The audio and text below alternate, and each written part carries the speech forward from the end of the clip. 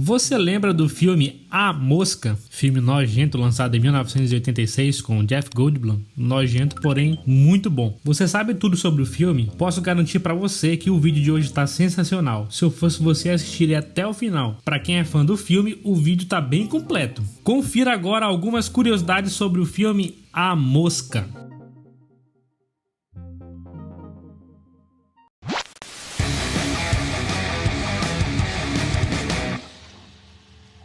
Poucas pessoas sabem, mas o filme A Mosca é um remake de um clássico filme chamado A Mosca da Cabeça Branca, de 1958, que tinha no elenco o icônico Vincent Price. Porém, A Mosca, ou em inglês The Fly, na verdade começou como um conto escrito por George Langeland, publicado na revista Playboy em junho de 57. Esse remake jamais teria acontecido se não fosse por um cara chamado Mel Brooks, pois A Mosca começou a ser produzido no início dos anos 80, quando eles queriam fazer um remake do original, mas não queriam que o personagem principal tivesse somente a cabeça da mosca, mas sim que ele sofresse um tipo de metamorfose lenta. Acontece que a Fox não gostou dessa ideia e recusou essa versão do diretor. Foi quando Stuart Cornfeld levou o roteiro a Mel Brooks. Então ele financiou o projeto na empresa dele, a Brooks Films, porque no caso a Fox não concordou em financiar, somente distribuir. E depois Mel Brooks pediu para que seu nome fosse retirado dos créditos, para que o público não confundisse com um filme de comédia, porque ele era conhecido por fazer comédias. Inicialmente, os produtores contrataram Robert Pierman para dirigir A Mosca, mas ele acabou tendo que se retirar do projeto, pois a filha dele havia falecido. Foi então que o nome de Tim Burton foi cogitado para o projeto. E Tim Burton tinha um certo envolvimento pessoal com A Mosca, por ser um grande amigo de Vincent Price. Burton ainda não havia estreado como diretor, por isso não entregaram esse projeto para ele. Esse filme foi então dirigido pelo famoso diretor David Cronenberg, que dirigiu também os filmes Videodrome, A Síndrome do Vídeo, Scanners, entre vários outros. A Mosca foi um dos seus filmes mais conhecidos e de maior bilheteria. Para quem não sabe, ele rejeitou dirigir Vingador do Futuro para trabalhar nesse filme. Inclusive, vídeo de Vingador do Futuro já tem no canal, viu? Fica a dica. Com um orçamento de 9 a 15 milhões, A Mosca arrecadou no total um rendimento de bilheteria de mais de 60 milhões, sendo aclamado pela crítica, principalmente por causa dos desempenhos de Jeff Goldblum e dos efeitos especiais e práticos, que são bem feitos até para os dias de hoje. Com a filmagem definida para começar em Toronto, no Canadá, em 1985, os produtores precisavam definir o elenco do filme para estrelar este drama de terror. Sem dúvidas, Jeff Goldblum foi fundamental para representar os maneirismos esquisitos da criatura. Porém, ele não foi a primeira escolha para o papel. Na verdade, o papel foi pensado para John Lithgow. Mas o cara achou o roteiro grotesco, então Goldblum ficou com o papel. E a Geena Davis foi dado o papel de Verônica. E nessa época, os dois atores estavam realmente em um relacionamento na vida real, o que ajudou bastante a química em tela, né? Goldblum teve ciúme de John Getz, que interpretou o ex-namorado de Verônica. Parece que em alguns momentos a coisa ficou tão séria que Goldblum chegou a ser convidado a se retirar do set.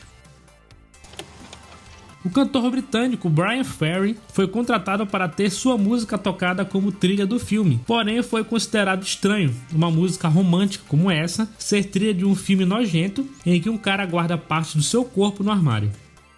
O videoclipe da música contém trechos do filme, mas no longa a música foi incluída como som de fundo na balada. Ótima escolha do diretor em desistir de usar a música como trilha.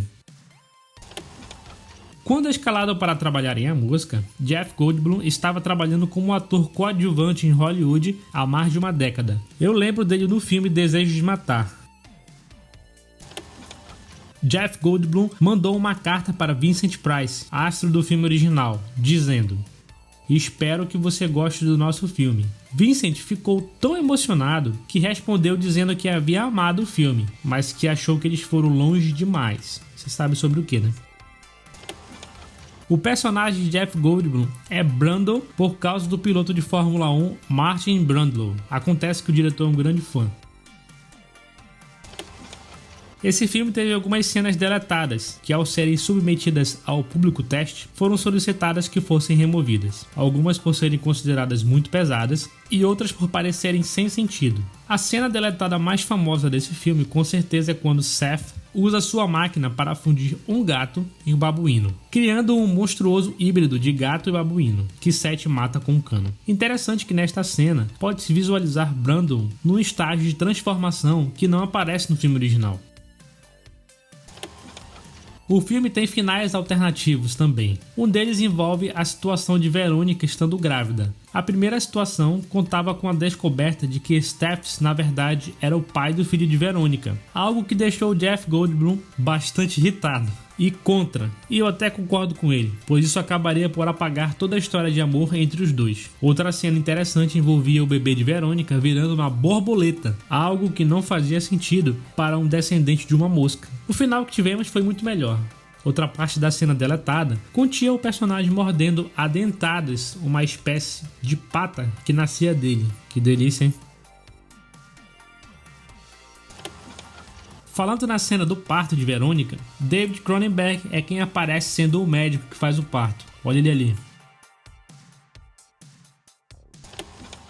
Agora vamos falar sobre a sensacional maquiagem desse filme, hein? E quem ficou a cargo de produzir essa maquiagem foi Chris Wallace, que foi contratado para criar os efeitos da criatura, assim como ele havia criado os efeitos da maquiagem em Gremlins um ano antes. A maquiagem de metamorfose estava em 8 fases, desde a fase em que o personagem começa a ter uma irritação na pele, até a parte em que ele vira praticamente um casulo, e como é de praxe, o ator que sofreu passando horas sentado na cadeira de maquiagem, além dos macacões que o ator tinha que usar, que eram bem pesados, e dificultava a sua caminhada. Tudo isso tornou os efeitos deste filme brilhantes, até mesmo para os dias de hoje, como eu já havia dito.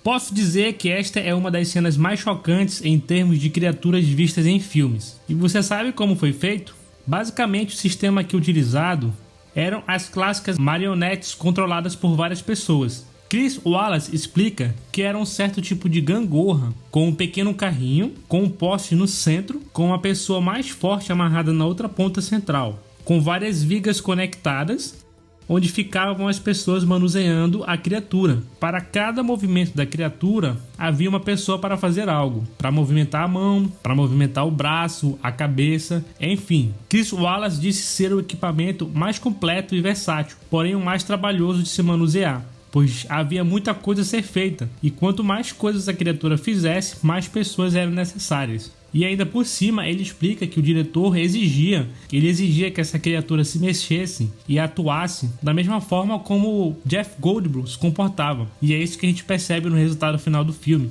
que é incrível. As câmaras de teletransporte foram projetadas pelo diretor Cronenberg, que as desenhou baseando-se no cilindro do motor de sua moto. Olha a loucura do cara. A icônica e nojenta gosma vista no filme, na verdade nos bastidores não era tão nojenta assim, pois a mistura dela continha leite, ovos e mel. Que delícia, né? A cena em que o personagem rasteja pelo teto foi gravada em um conjunto que girava com uma câmera fixada em um ponto, para que o ator parecesse estar desafiando a gravidade. Os objetos na cena foram colados ou pregados.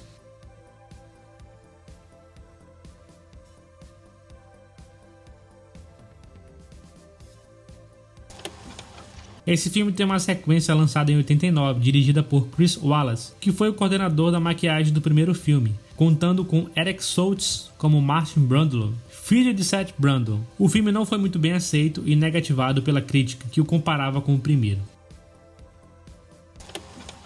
Durante vários anos, houveram tentativas de fazer novas sequências de A Mosca. A primeira foi idealizada por Tina Davis, com seu então marido, Renny Harlan, que seria chamada de As Moscas, que iria ignorar os filmes anteriores. Acabou que eles se divorciaram e essa ideia também não foi para frente. Em 2003 foi anunciado outro remake de A Mosca, que seria lançado em 2006, mas também não foi para frente. Então, nos anos 2000, mais especificamente em 2010, houveram rumores de que haveria outro filme com Cronenberg de volta à direção, mas o estúdio não gostou do roteiro, e Cronenberg exigiu um valor muito alto para o que ele queria fazer, e o estúdio não queria pagar. Enfim, você sabe o que aconteceu com a mosca? Virou peça de teatro, espetáculo. Dirigido por quem? Cronenberg, mas que parece ter sido esquecido por todos. Você conhecia isso, você sabia? Espero que nessa época de sequências tardias, eles não façam nenhuma besteira, né?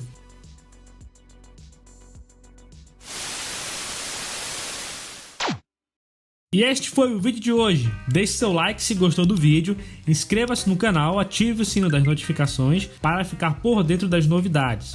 E novos vídeos como esse toda segunda-feira. Se você quiser apoiar ainda mais o canal, considere clicar no botão de valeu. Deixe nos comentários qual o seu filme de terror preferido dos anos 80 e o que acha desse filme aqui. Escreve aí nos comentários que eu vou ler tudo. E eu trago aqui outras sugestões de vídeos para você continuar aqui com a gente. Muito obrigado pela atenção, um grande abraço e até a próxima.